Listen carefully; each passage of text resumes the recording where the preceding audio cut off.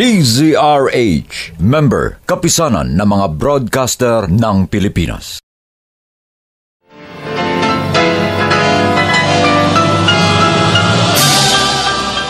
Buong karangalang inihahandog ng DZRH para sa bagong milenyo ang isa pang magandang dula mula sa panulat at direksyon ni Salvador M. Royales.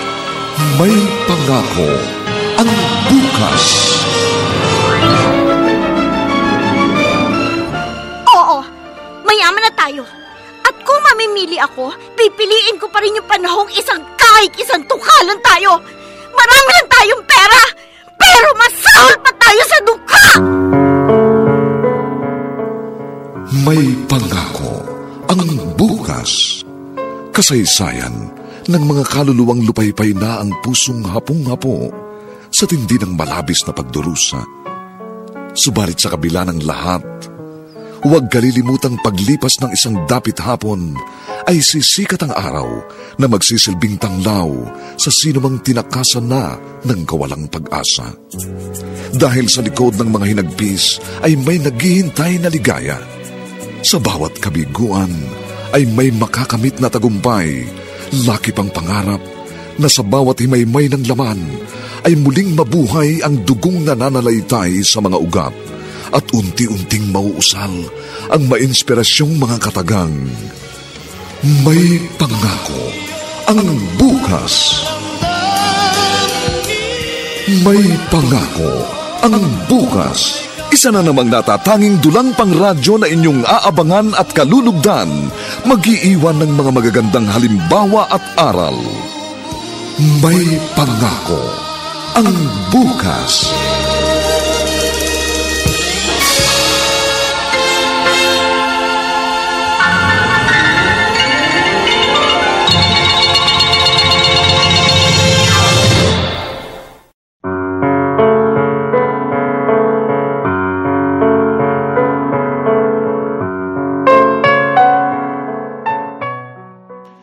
Magandang umaga pong muli sa inyong lahat, mga giliw naming taga-subaybay. Narito na po ang huling kabanata ng ating tampok na kasaysayan sa linggong ito, pinamagatang Marami tayong pera, pero masahol pa tayo sa dukha. Dito pa rin sa ating natatanging dulang May Pangako ang bukas.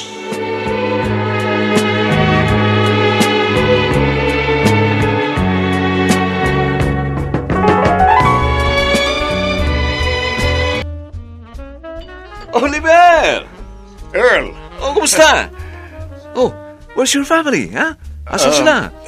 The event is about to start. Dapat ma-witness nila ang pagtanggap mo ng award, ha? Hinihintay ko pa nga. Baka naatraso lang ng konti. Okay. Sige. See you later and congrats, ha? Thanks, sir. Thanks. Okay. See you. Nasaan na kaya si na Marisa? Mabuti pa tawagan ko. Sabi ko naman, huwag silang malilate dahil importanteng okasyon ito. Ay, nagre-ring na ang cellphone ni Marisa. Hello, Marisa. Asan na kayo?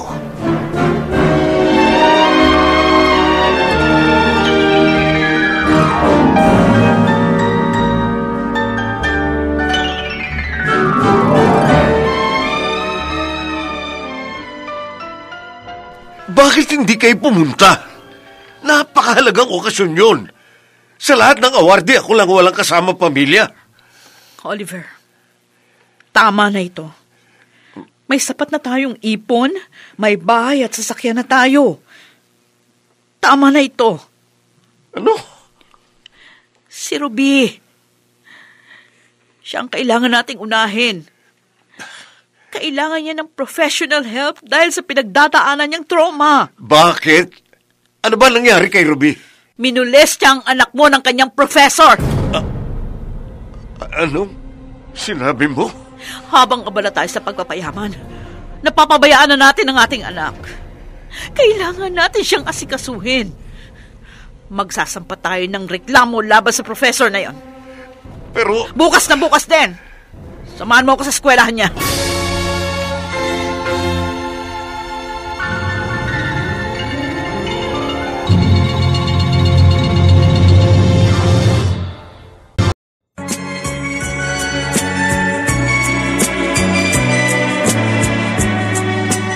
At ngayon, balikan natin ang tampok na kasaysayan sa ating dulang. May pangako ang bukas.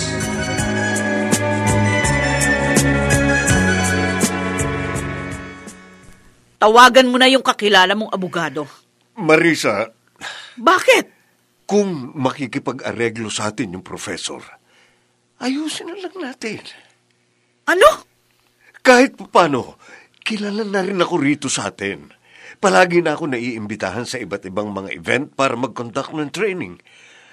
Baka kapag nagsamba tayo ng kaso, lalo lamang kumalat ang kwento tungkol sa nangyari sa anak natin.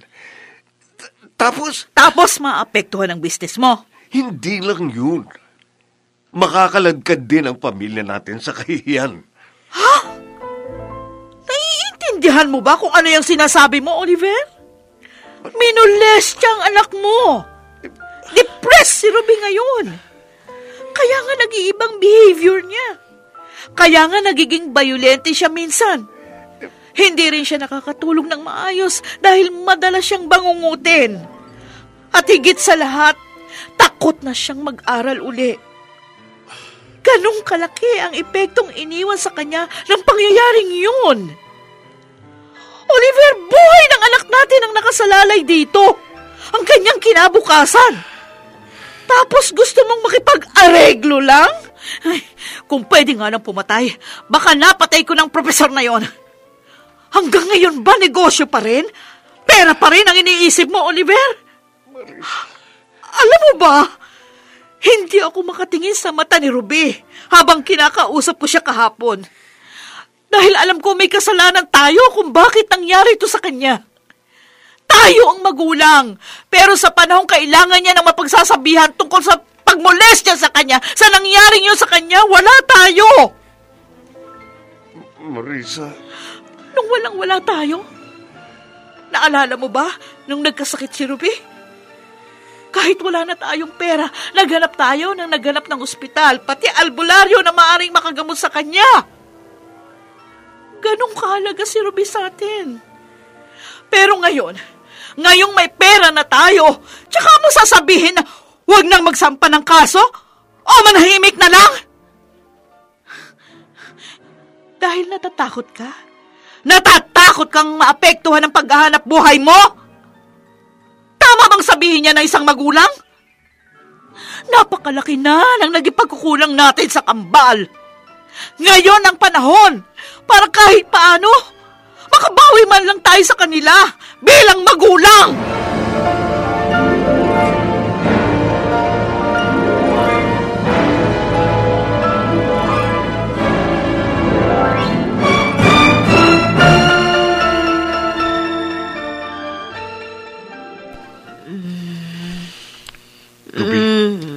Ruby?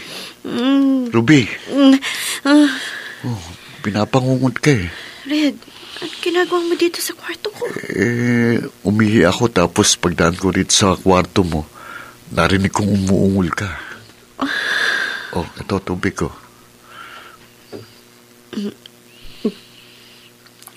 Dito na muna ako. Sige na, okay na ako. Bumalik ka na sa kwarto mo. Naglalaro ka kapag ganitong oras, hindi ba? Hindi na ako naglalaro. Bakit? Basta. Bumalik ka na sa kwarto mo. Matutulog na ako. Sorry. Sorry? Saan? Sa lahat. Sorry dahil wala ako nung panahong kailangan mo ko. Nawili ko sa biglang pagbabago ng estado natin sa buhay at nadala rin ako ng peer pressure. Yung need to belong. Gusto ko ko. Gusto ko nakaka-relate ako sa mga kaibigan ko. Gusto kong ipakita sa kanila na kagaya rin nila ako. na hindi na ako gaya ng mahirap na estudyante na kakilala nila. Hindi ko alam, habang busy akong isiksik ang sarili ko sa circle of friends na hindi naman totoong pakikitungo sa akin, napabaliwala na pala kita. Sorry. Siguro, kung palagi mo akong kasama, hindi mangyayari yun sa'yo. Patawarin mo ako, Ruby.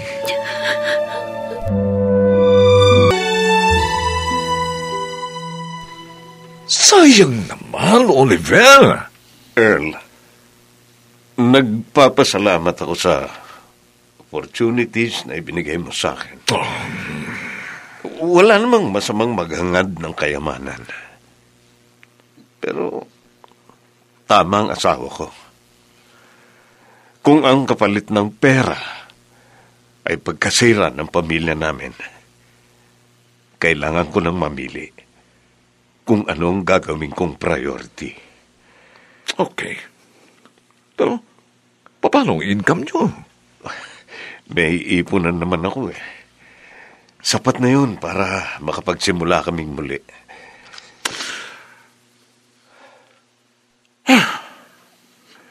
Okay. Anytime kapag gusto mong bumalik, sabihan mo lang ako, okay, Oliver? Salamat.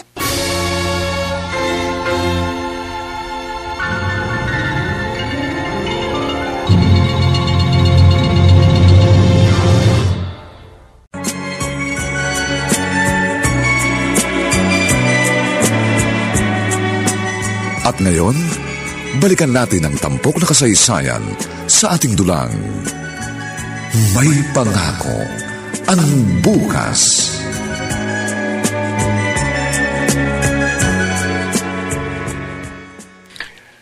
Marisa, gabi na. Matulog na tayo. Magsipilo ka na. Nilagyan ko na ng unique toothpaste yung toothbrush mo. Oliver, tingnan mo sa larawang ito si Ruby, oh. Napakaganda. Nung sumali siya rito sa pageant sa intramurals nila. Oo. 17 years old siya dyan. Kapag nagsimula na ang hearing, aalalahanin at ikukwento niyang muli ang bawat detalye na ginawa sa kanya ng taong yan. Maalala niyang muli yung takot, ang sakit na naranasan niya.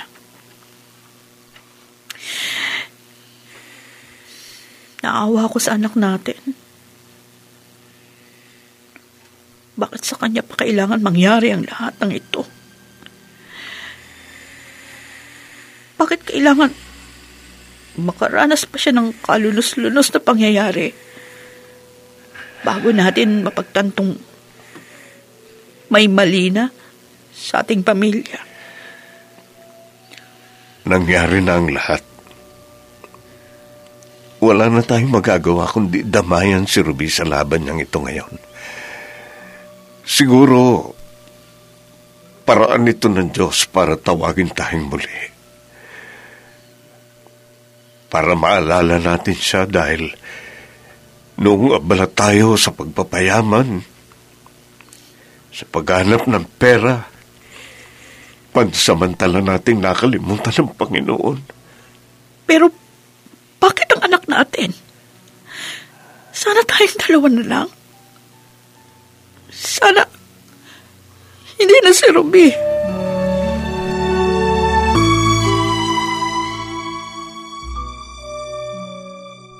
Oh, tapos na ang session mo? Oo. Kumusta?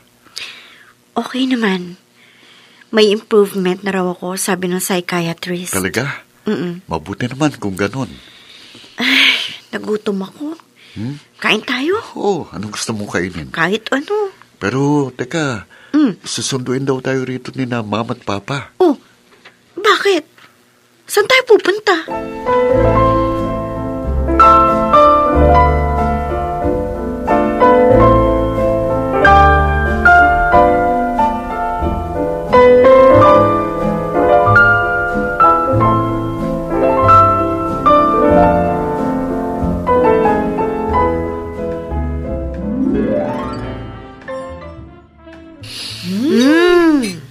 sarap ng amoy. Sabay pa tayong dalawa, anak. Oo nga, Ma. 3 taon na yata nakakalipas nang huli tayong kumain dito. Ang bango eh. Oo, nung birthday natin. Kumain na tayo. Baka lumamig itong pansit. Teka, akin ang pinggan mo, Ruby. Ako na. Kaya ko naman. Ako na. Teka, salinan ko. Ayan. Kumain ka ng marami kasi nakangayayat ka na naman. Mukhang marami makakain ko nito. Ayan. Kumain ka na. Eto, tubig. Ay, thank you. Kayo, Ma. Kuha na rin po kayo. Okay na ako. Busog na ako. Makita ko lang kayong dalawa na ganyan. Masaya na ako. Bakit po? Na-miss namin tong ganitong bonding ng mama niyo. Oo nga. Ako rin nga eh. Ruby? Ma? Red? Bakit po? Kayong dalawa. Ang kayamanan namin ng papa nyo. Tandaan nyo yan. Kahit nakatatanggap ako dati ng checking libo-libo ang laman, ngayon ko napatunayang walang kapantayang kaligayahan na makita ko kayong dalawang masaya. Walang kapantayang kaligayahan kapag ganito tayo. Sabay-sabay na kumakain sa isang mesa, kahit gaano man kasimple ang nakahaing pagkain. Kayo ang kaligayahan namin.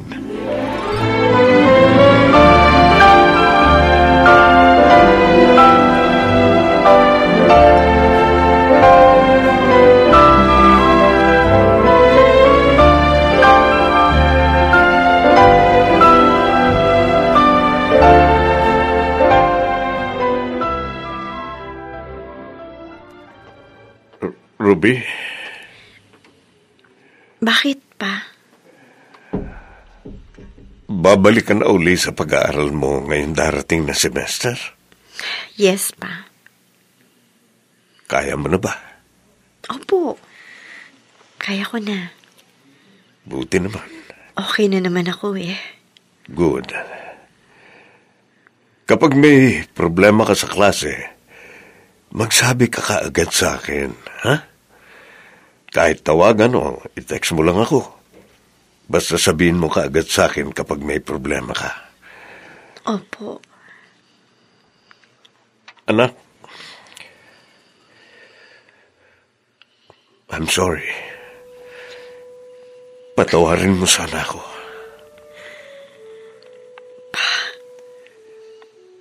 Patawarin mo ako dahil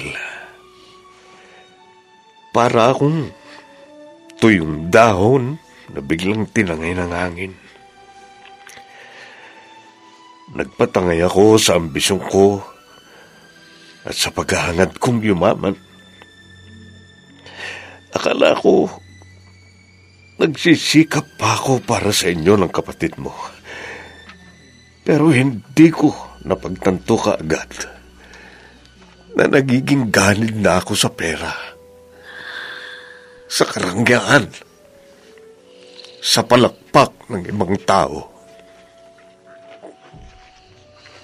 Ang mahalaga pa,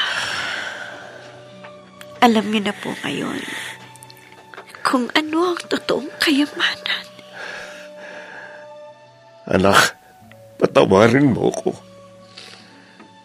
Dahil kinailangan mo pang makaranas ng isang madilim at masalimuot na pangyayari para lamang magising ako sa katotohanan. Nakalipas na yun, pa. Ngayon, masaya na ako. Kami ni Red. Dahil nakabalik na tayo sa dati. Hindi pa naman naging huli ang lahat para sa atin. Sa kabila ng mga nangyari sa ating pamilya, buo pa rin tayo. At masaya. Pa, may pangako ang bukas.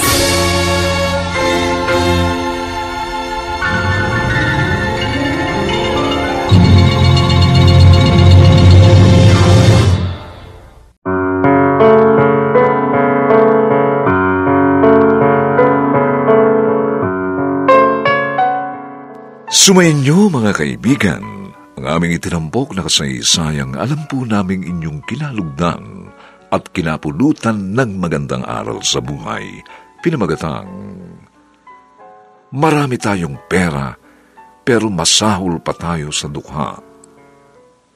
Samantala, ang mga nagsiganap sa ating pagtatanghal ay sina Rosana Villegas, Lionel Benjamin, Phil Cruz, Susan Robles, at si Chiquit del Carmen Amor sa papel na Ruby. Nilapatan ang tunog ni Jerry Mutia. Sa musika ni Buboy Salonga. Superbisyong teknikal ni na Eric Lucero at Bong Muyar. Ang kasaysayang ito'y mula sa panulat ni Rita Labanon at sa direksyon ni Bobby Cruz. Ito po ang inyong kaibigan June Martin de Gaspi, nag-aanyayang sa susunod, muli po namin kayong hahatdan ng isa na namang bagot na ibang uri ng kasaysayan. Dito pa rin, sa ating natatanging dulang,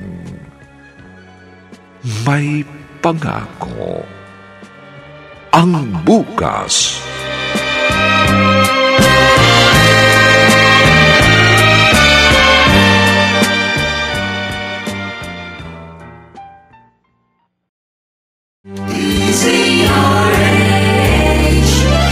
DZRH, member, kapisanan ng mga broadcaster ng Pilipinas.